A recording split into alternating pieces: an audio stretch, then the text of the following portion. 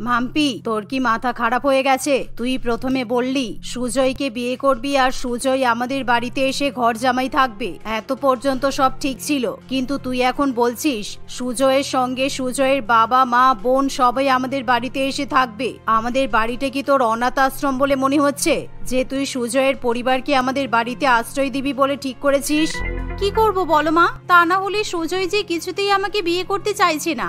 সুজয় আমাকে বলছে ওকে বিয়ে করার পর আমাকে ওদের বাড়িতে গিয়ে থাকতে হবে, আর ওদের ওই গরিবদের মতো কুড়ে ঘরে গিয়ে আমি থাকতে পারবো না।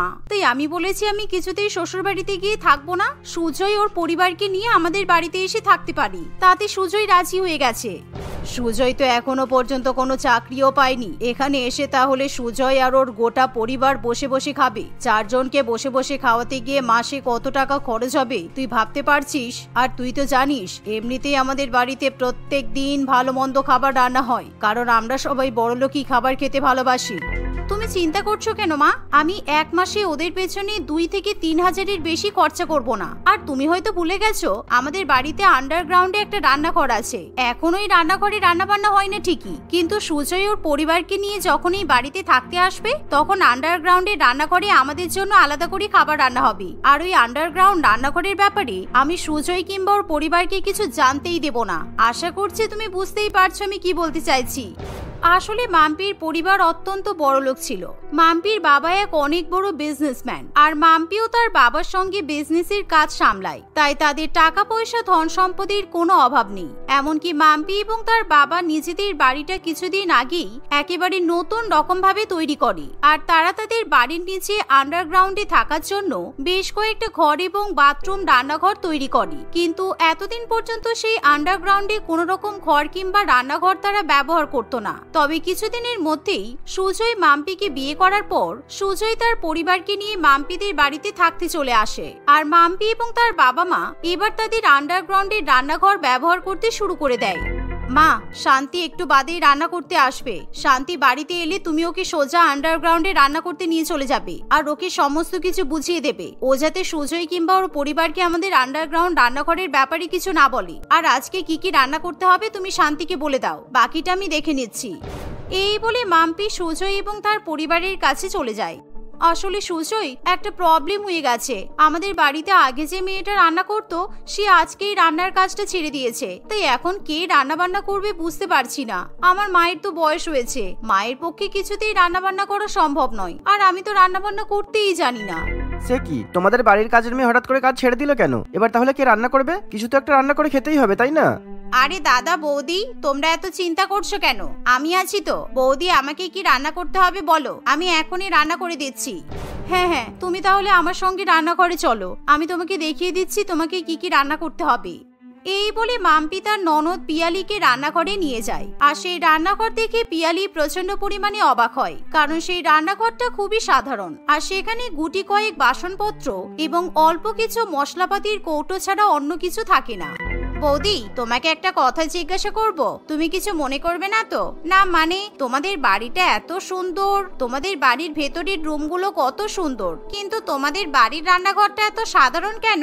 রান্নাঘরে কোনো রকম জিনিসপত্র নেই। আমি তো ভেবেছিলাম তোমাদের রান্নাঘরটাও হয়তো খুব সুন্দর হবে। একেবারেই তাই, আমাদের বাড়ির রান্নাঘরটা সত্যিই খুব সুন্দর, কিন্তু এটা তো আর সেই রান্নাঘর নয়। এখন আন্ডারগ্রাউন্ডের রান্নাঘরটাই আমাদের আসল রান্নাঘর। আন্ডারগ্রাউন্ডের রান্নাঘরটা আমরা খুব সুন্দর করে সাজিয়ে ফেলেছি, আর এই রান্নাঘরের সমস্ত জিনিসপত্র আমি ওই রান্নাঘরে নিয়ে চলে গেছি, কারণ এই রান্নাঘরে রান্না করা খাবার আমি আর আমার বাবা মা খাবো না। আমরা তো এখন শুধুমাত্র আন্ডারগ্রাউন্ডে রান্না করা বড়লোকই খাবার খাবো। এই রান্নাঘরটা কেবলমাত্র লোক দেখানো। বৌদি, ও বৌদি, কি ভাবছো তুমি এত? এবার বলো কি রান্না করতে হবে? আমাদের সবার কিন্তু খুব খিদে পেয়ে গেছে।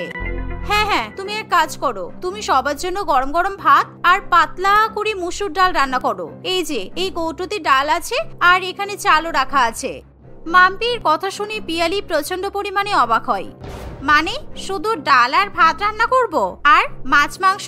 আচ্ছা বৌদি, তোমাদের রান্নাঘরে ফ্রিজ কোথায় বলো তো? ফ্রিজে মাছ মাংস রাখা আছে নিশ্চয়ই। না না পিয়ালি, আসলে আমাদের বাড়িতে কোনো ফ্রিজও নেই। আর হ্যাঁ, আমরা কিন্তু কোনো রকম নন ভেজ খাবার খাই না। আমার বাবা মা আমিষ খাবার খায় না বলে আমাদের বাড়িতে কখনো আমিষ ঢোকানো হয় না। আমরা শুধুমাত্র ভেজ খাবার খাই। আর ভেজ খাবার বলতে প্রত্যেকদিন খুবই সাধারণ খাবার খেয়ে থাকি আমরা। খাওয়া দাওয়ার ক্ষেত্রে বেশি ঝামেলা চাটি আমরা পছন্দ করি না। আচ্ছা তুমি রান্না করো, হ্যাঁ আমি আসছি। এই বলে মাম্পি লুকিয়ে লুকিয়ে তাদের আন্ডারগ্রাউন্ড রান্নাঘরে চলে যায়। আর সেখানে মাম্পিদের বাড়ির কাছের মেয়ে শান্তি এবং তার মা বৈশাখী দেবী থাকে। আরে হ্যাঁ গো, আমি বুঝতে পেরেছি, আমাকে এবার লুকিয়ে লুকিয়ে মাটির নিচে রান্না করতে হবে। কিন্তু এই মাটির নিচে রান্না করতে আমার খুব ভয় করছে। উপরের ঘরবাড়ি ভেঙে আমার মাথার উপর পড়বে না তো দিদিমণি? এই শান্তি, তুই বেশি নাটক করিস না কিন্তু। চুপচাপ আজকে চিকেন বিরিয়ানি, মটন কষা আর তার সাথে চাটনি পাঁপড় রান্না কর। আজকে আমার বিয়ে হয়েছে, তাই আজকে আমি আর আমার বাবা মা সেলিব্রেশন করব। আর শোন, প্রত্যেকদিন তুই যখন রান্না করতে আসবি লুকিয়ে লুকিয়ে সোজাই আন্ডারগ্রাউন্ডে চলে আসবি। আমার শ্বশুর বাড়ির লোকেদের সঙ্গে কথা বলার কোনো দরকার নেই। ঠিক আছে দিদিমণি, কিন্তু এবার আমাকে বলো আমি কতটা বিরিয়ানি আর কতটা মটন কষা রান্না করব? কারণ বাড়িতে তো এখন লোকজনের সংখ্যা অনেক বেড়ে গেছে। দেখলাম তোমরা 3 জন ছিলে, আর এখন হয়ে গেছে টোটাল 7 জন। তাই আমার মাহিনা কিন্তু অবশ্যই বাড়াতে হবে, তা না হলে আমি কিন্তু কাজ করতে পারবো না। হ্যাঁ, আরে তুই আগে যেরকম আমাদের 3 জনের জন্য রান্না করতিস সেরকমই আমাদের 3 জনের জন্যই রান্না করবি।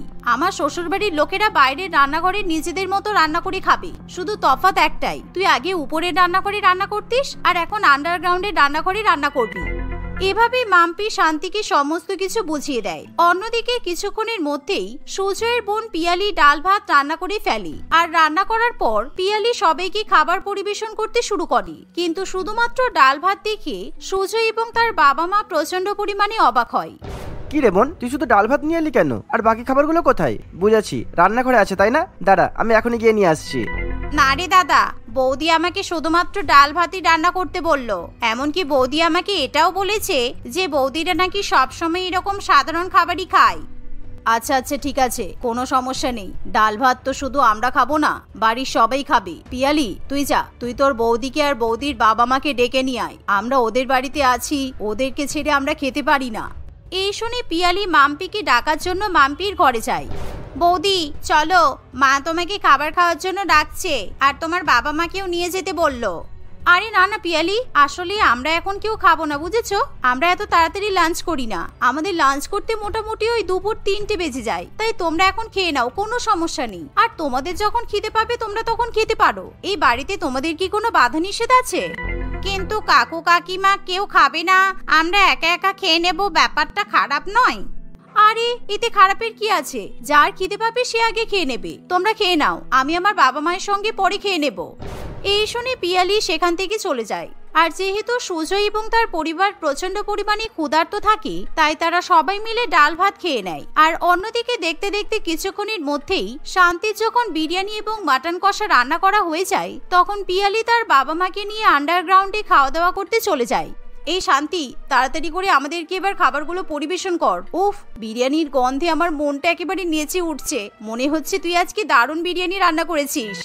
আমার তো এটাই ভেবে আনন্দ হচ্ছে যে সুজয় আর ওর পরিবার ডাল ভাত খেয়েছে, আর এখন আমরা বিরিয়ানি খাবো। আর এমনকি ওরা কিছু জানতেও পারবে না। 3 জনের বিরিয়ানি রান্না করতে যা খরচ, 7 জনের জন্য বিরিয়ানি রান্না করতে গেলে তার ডবলেরও বেশি টাকা খরচ হয়। তাই কোনো দরকার নেই ওদেরকে ভালো ভালো খাবার খাওয়ানোর।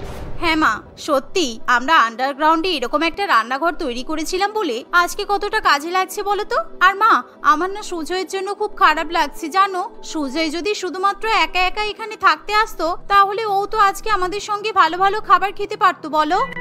আরে তুই চিন্তা করিস না, ওদেরকে প্রত্যেক দিন তুই ডাল ভাত খাওয়া, আর একদম কাউকে পাত্তা দিবি না তুই। তাহলে দেখবি ওরা এমনিই এখান থেকে চলে যাবে। বেশি দিন কেউ শুধুমাত্র ডাল ভাত আলু সিদ্ধ খেয়ে থাকতে পারবে না। আর শান্তি, এই বিরিয়ানিটা সত্যি দারুণ হয়েছে, আমাকে আরো বেশি করে বিরিয়ানি দে।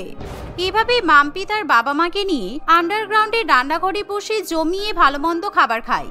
অন্যদিকে রাত্রিবেলা পিয়ালি যখন আবার রান্নাঘরে যায়, তখন সে রান্নাঘরে শুধুমাত্র চাল এবং কয়েকটা আলু খুঁজে পায়, যার ফলে তাকে আবার আলু সিদ্ধ ভাত রান্না করতে হয়। কিন্তু রাত্রিবেলা মাম্পি এবং তার বাবা মা কিছুতেই আলু সিদ্ধ ভাত খেতে চায় না। তারা কিছু একটা বাহানা করে নিজেদের ঘরে চলে যায়, কারণ আন্ডারগ্রাউন্ডের রান্নাঘরে শান্তি রাতের খাবার হিসেবে ফ্রাইড রাইস এবং চিকেন মাঞ্চুরিয়ান রান্না করে।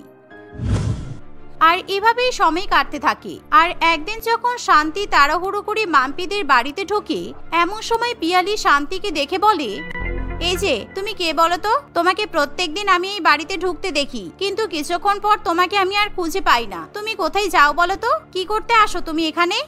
কেন? আমি তো মাটির নিচে রান্না করতে আসি। এই যা এ আমি কি বলে ফেললাম? না না, আসলে আমি এখানে ঘরের কাজ করতে আসি। আমি মাম্পি দিদিমণির ঘর পরিষ্কার করি। এভাবে শান্তি ভুলবশত সত্যি কথা বলে ফেললে পিয়ালির কেমন যেন খটকা লাগে। তাই পিয়ালি শান্তির পিছু করতে শুরু করে। আর শান্তির পিছু করার পর পিয়ালি কিছুক্ষণের মধ্যে সেই আন্ডারগ্রাউন্ড রান্নাঘরে গিয়ে পৌঁছায়। আর সেই দিন পিয়ালি লুকিয়ে লুকিয়ে সবটাই লক্ষ্য করে। তাই পিয়ালি খুব ভালো মতো ব্যাপারটা ধরতে পারে। তখনই পিয়ালি তার পরিবারের কাছে যায় আর মাম্পিদের বাড়ির আন্ডারগ্রাউন্ড রান্নাঘরের ব্যাপারে সবাইকে সবকিছু জানিয়ে দেয়। যার ফলে সুজয় মাম্পির উপর প্রচন্ড পরিমাণে রেগে যায়। মাম্পি, তুমি কিন্তু এটা একদমই ঠিক করোনি। আমার পরিবারকে খাওয়াতে গিয়ে তোমার অনেক টাকা খরচা হয়ে যাচ্ছে, তাই না? সেই জন্য তুমি আমাদেরকে এরকম ভাবে ধোকা দিলে। আমি তো তোমাকে বারবার বলেছিলাম যে আমি তোমার বাড়িতে ঘর জামাই থাকতে পারবো না, কারণ আমি আমার ফ্যামিলিকে সেটা কখনোই থাকতে পারবো না। আমার কথা তো শোনোনি, তুমি জোর করে আমাদের সবাইকে নিয়ে এসেছো আর নিজেরা মাটির নিচে রান্নাঘরে ভালো ভালো খাবার রান্না করে খাচ্ছো আর আমাদেরকে ডাল ভাত খাওয়াচ্ছ। না সুজয়, আসলে আমার কথাটা তুমি বোঝার চেষ্টা করো প্লিজ। আমাকে কোনো কিছুই বোঝানোর দরকার নেই। আমি আর আমার পরিবার এখানে আর এক মুহূর্তও থাকবো না। আর হ্যাঁ, তোমাকে তো বলাই হয়নি, আমি একটা ভালো কোম্পানিতে চাকরিও পেয়ে গেছি। সামনের মাস থেকে ওখানে আমার জয়েনিংও আছে। এবার আমার পরিবারকে ভালো ভালো খাবার খাওয়াতে আমার কোনো সমস্যাও হবে না। তুমি যদি আমার সঙ্গে সংসার করতে চাও তাহলে এখনই আমাদের সঙ্গে চলো, তা না হলে ডিভোর্স পেপার আমার বাড়িতে পাঠিয়ে দিও। সুজয়ের কথা শুনে মাম্পির কিছু করার থাকে না। তাই মাম্পি বাধ্য হয়ে তার বাবা মাকে ছেড়ে সুজয় এবং তার পরিবারের সঙ্গে নিজের শ্বশুর বাড়িতে গিয়ে ওঠে। আর কিছুদিন শ্বশুর বাড়িতে থেকে সংসার করার ফলে মাম্পি বুঝতে পারে সুজয় এবং তার পরিবার প্রচন্ড ভালো মনের মানুষ, কারণ তারা সবাই মাম্পিকে খুবই ভালোবাসে। আর প্রত্যেকদিন সুজয়ের মা এবং বোন মাম্পিকে তার পছন্দের খাবার রান্না করে খেতে দেয়, যার ফলে মাম্পি নিজের ভুল বুঝতে পারে আর সে হাত জোড় করে তার পরিবারের সকলের কাছে ক্ষমা চায়। এভাবেই মাম্পি শ্বশুর বাড়িতে খুবই হাসি খুশি সংসার করতে থাকে। কি হলো? কখন থেকে তোমাদেরকে ডাকছি, তোমরা রাত্রিবেলা খাবে না? তোমরা যে আজকে আমাকে বললে তোমাদের জন্য গরম গরম ফ্রাইড রাইস আর পনির কষা রান্না করতে, আমি তো তাই রান্না করলাম। চলো চলো খাবে, চলো, খাবার ঠান্ডা হয়ে যাচ্ছে। বৌদি, এই তো কিছুক্ষণ আগে আমরা কুরকুরে আর চিপস খেলাম, তাই আমাদের এখন খিদে নেই। তোমরা গিয়ে খেয়ে নাও আর আমাদের খাবারটা ফ্রিজে রেখে দাও, কালকে সকালবেলা গরম করে আমরা খেয়ে নেব। তোমরা যখন খাবে না তাহলে আমাকে দিয়ে ফ্রাইড রাইস আর পনির কষা কেন রান্না করালে? আমরা তো দুপুর বেলার বেঁচে থাকা ভাত আর ডাল খেয়ে নিতে পারতাম। বেকার বেকার তাহলে আমি এখন রান্না করলাম। এই শোনো বৌদি, এখন এত কথা বলে আমাদেরকে জ্বালাতন করবে না। তোমার কথা শোনার মতো সময় নেই। আমরা একটা গুরুত্বপূর্ণ ওয়েব সিরিজ দেখছি। আর তাছাড়া এখন যদি তুমি রান্না না করতে তাহলে আমার মা আর দাদাকে দুপুরের বাসি ডাল ভাত খেতে হতো। যাও, এখান থেকে বেরিয়ে যাও, আর দিদি যা বলেছে সেটা করো। আমাদের খাবারগুলো ফ্রিজে রেখে দাও, আমরা এখন খাবো না। দুই ননদের কথা শুনে মালার ভীষণ পরিমাণে খারাপ লাগে। তাই মালা তখনই ননদের ঘর থেকে বাইরে বেরিয়ে যায়। আর তার দুই ননদ খাবার খাবে না বলে তাদের ভাগের খাবার সে ফ্রিজে তুলে রেখে দেয় এবং তার শাশুড়িমা এবং স্বামীর সঙ্গে খাবার খেয়ে নেয়। সবার খাওয়া হয়ে গেলে মালা রান্নাঘর পরিষ্কার করে এবং ডাইনিং টেবিলও মুছে পরিষ্কার করে নেয়। আর এভাবেই দেখতে দেখতে রাত্রি 12টা বেজে যায়। আর মালা যখন নিজের ঘরে গিয়ে ঘুমাবে এমন সময় তার দরজায় টোকা পড়ে। কি ব্যাপার, রাত 12টার সময় এখন আবার কে দরজা ঠুকছে? আচ্ছা, মুশকিল হলো, মায়ের শরীর খারাপ করলো নাকি? যাই গিয়ে দরজাটা খুলে দেখি, কারণ এখন ওকে যদি ঘুম থেকে উঠতে বলি ও তো কিছুতেই উঠবে না। এই বলে মালা দরজা খুলে দেখে যে দরজার বাইরে তার দুই ননদ দাঁড়িয়ে আছে। কি ব্যাপার, তোমরা রাত্রিবেলা 12টার সময় আমার ঘরের সামনে কি করছো? কি হয়েছে তোমাদের? কালকে কলেজ আছে তো, তাড়াতাড়ি গিয়ে ঘুমিয়ে পড়ো, যাও। বৌদি, আমাদের দুজনের না খুব খিদে পেয়েছে। তোমাকে যে বললাম আমাদের খাবার ফ্রিজে তুলে রাখতে, তুমি তুলে রাখোনি কেন? তুমি সব খাবার খেয়ে নিয়েছো। আমাদের এখন খিদে পেয়ে গেছে। তুমি যে করেই হোক আমাদের ফ্রাইড রাইস আর পনির কষা রান্না করে দাও। তোমার এত লোভ! আমরা শুধু তোমাকে বলেছিলাম যে আমাদের এখন খিদে নেই, তার মানে আমরা কি রাত্রিবেলা খাবো না এটা বলেছি? আমাদের এখন খিদে পেয়েছে কিন্তু আমরা খাবার খুঁজে পাচ্ছি না। আমরা যেই খাবো না বলেছি তুমি তখনই হ্যাংলার মতো আমাদের ভাগের খাবারটা খেয়ে নিয়েছো। বলো, দেখো এমনিতেই রাত 12টা বেজে গেছে আর তোমরা হয়তো ফ্রিজে ভালো করে দেখোনি, ফ্রিজের মধ্যেই তোমাদের খাবার তুলে রাখা আছে। যাও গিয়ে খাবার মাইক্রোওভেনে গরম করে নাও আর খেয়ে নাও। আমাকে এখন ঘুমাতে দাও, আমাকে আবার কিন্তু ভোর 5টার সময় উঠতে হবে। সারাদিন এত খাটাখাটনি করি, এই রাত্রিবেলা আমি আর কিছুতেই জেগে থাকতে পারি না। টিনা এবং রিনা দুই বোন কিছুতেই তাদের বৌদির কথা শুনতে চায় না। তারা মালার হাত ধরে টানতে টানতে রান্নাঘরে নিয়ে যায় আর ফ্রিজ খুলে দেখিয়ে দেয় সেখানে কোনো খাবার নেই, পুরো ফ্রিজটাই ফাঁকা হয়ে পড়ে আছে। আর এই দেখে মালা প্রচন্ড পরিমাণে অবাক হয়, কিন্তু দুই ননদ মনে মনে মুচকি মুচকি হাসতে থাকে, কারণ কিছুক্ষণ আগেই দুই ননদ রান্নাঘরে এসে বদমাইশি করে ফ্রিজ থেকে সমস্ত খাবার বের করে জানালা দিয়ে পাশের নর্দমায় ফেলে দেয়। আর এর ফলে ফ্রিজে আর কোনো খাবার থাকে না। কিন্তু মালা এখনো পর্যন্ত বিষয়টা বুঝতে পারে না, আর তার মাথা কিছুতেই কাজ করে না। কি ব্যাপার বৌদি, এই দেখো পুরো ফ্রিজ ফাঁকা হয়ে পড়ে আছে, আর তুমি আমাদেরকে বড় বড় কথা বলছিলে যে ফ্রিজ থেকে খাবার বের করে মাইক্রোওভেনে গরম করে খেয়ে নাও।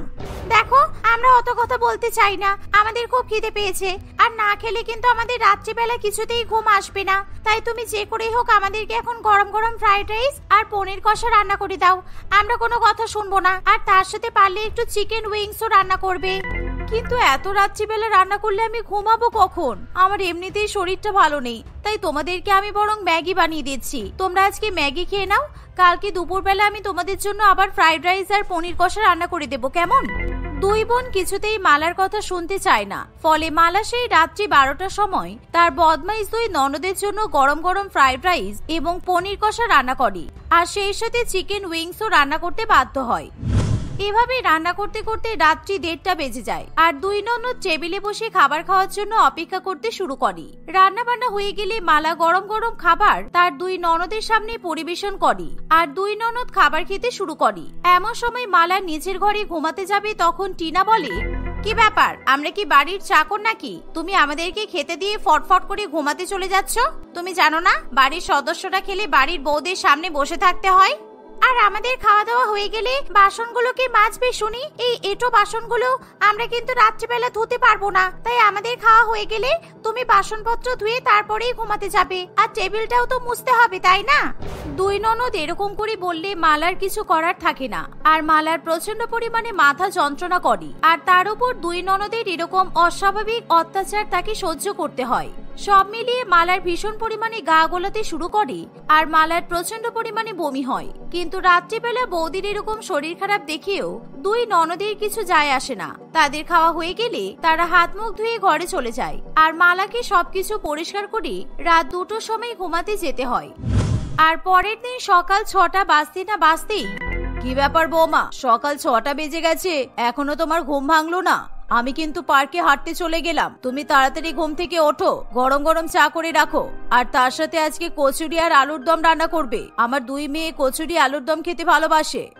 শাশুড়ি মায়ের ডাক শুনে মালা তাড়াতাড়ি করে ঘুম থেকে উঠে পড়ে, কিন্তু তার ঘুম পূরণ না হওয়ার জন্য তার চোখের তলায় কালি পড়ে যায়। আর মালা তাড়াতাড়ি বাথরুমে গিয়ে স্নান করে নেয় এবং শাড়ি পরিবর্তন করে রান্নাঘরে গিয়ে সকলের জন্য গরম গরম চা, কচুরি এবং আলুর দম রান্না করে। কিন্তু রান্না করতে করতে মালা প্রচন্ড পরিমাণে হাই তোলে। অন্যদিকে বেলা 10টার সময় দুই ননদ ঘুম থেকে উঠলে মালা তাদেরকে চা এবং জলখাবার খেতে দেয়। আর এভাবেই সারাদিন কাজ করে মালা যখন রাত্রেবেলা আবার ঘুমাতে যাবে, তখনই ঠিক রাত 12টার সময় দুই ননদ আবার তাদের বৌদিকে ডাকতে শুরু করে। আমার আর ভালো লাগছে না, প্রত্যেক দিন রাত 12টার সময় দুই ননদের অত্যাচার আমি মেনে নিতে পারছি না। কালকে আমাকে দিয়ে রান্না করালো, আজকে আবার কি করাবে কি জানি। এই বলে মালা দুই ননদের ঘরে চলে যায়, আর সে দেখে যে তার দুই ননদ না ঘুমিয়ে খাটের উপর বসে আছে। বৌদি, আমাদের ঘুম আসছে না, তাই জন্য আমরা আলো জ্বালিয়ে তোমার অপেক্ষায় বসে আছি।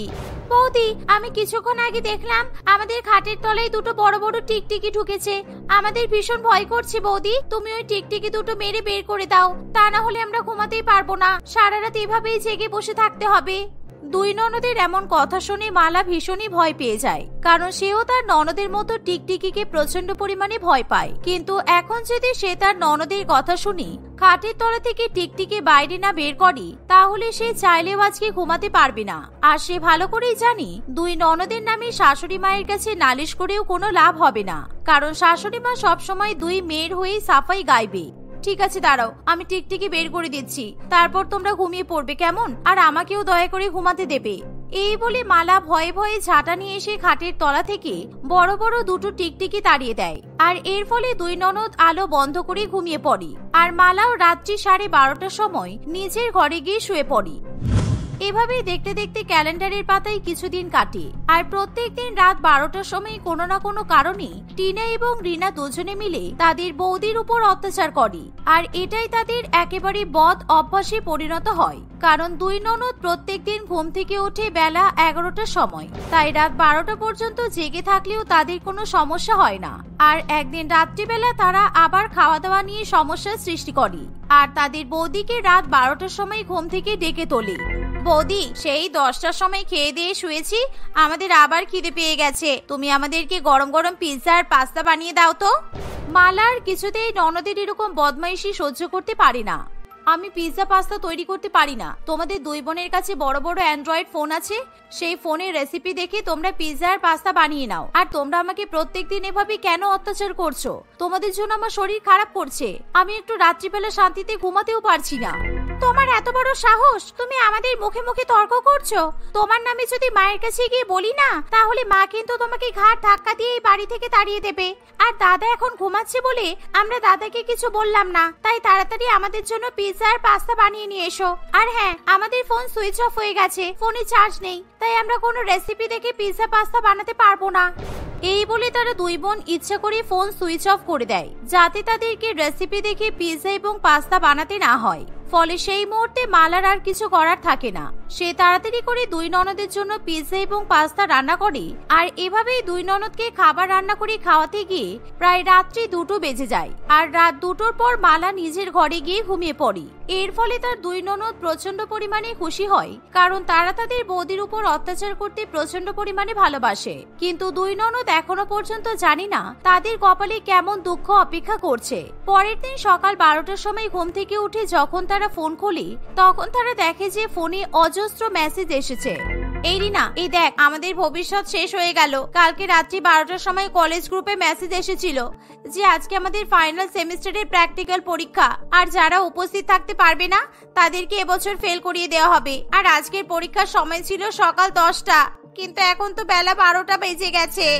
তুই বলছিসটা কি দিদি? এবার কি হবে? আমরা তো ফেল করে গেলাম, কারণ এখন যদি পরীক্ষা দিতে যাই আমাদের কথা কেউ শুনবে না, আর আমাদের পরীক্ষা হলে কেউ অ্যালাউ করবে না। আমাদের জিওগ্রাফি পরীক্ষার প্র্যাকটিক্যাল এক্সামটা মিস হয়ে গেল, আর এসব হয়েছে শুধুমাত্র তোর জন্য। তুই তো বুদ্ধি দিয়েছিলি যাতে আমরা প্রত্যেকদিন রাত 12টার সময় বৌদির উপর অত্যাচার করি। আর দেখ, বৌদির উপর অত্যাচার করতে গিয়ে তোর কথা শুনে আমরা ফোন বন্ধ করে রাখলাম, আর কালকে রাত্রিবেলা কলেজ থেকে মেসেজ এলো।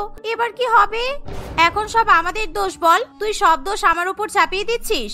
মা আর দাদা যদি এই কথা জানতে পারে তাহলে কিন্তু আমাদেরকে মেরে ফেলে দেবে। এভাবেই দুই বোনের পরীক্ষা মিস হয়ে যাওয়ায় তারা ঘরে বসে কান্নাকাটি করতে শুরু করে। আর এমন সময় মালা তার শাশুড়ি মাকে নিয়ে এসে দরজার বাইরে দাঁড় করায়। আর তারা দুজনই রিনা এবং টিনার সব কথা শুনে ফেলে। চন্দনা দেবী নিজের কানে দুই মেয়ের এরকম ব্যবহারের কথা কিছুতেই বিশ্বাস করতে পারে না।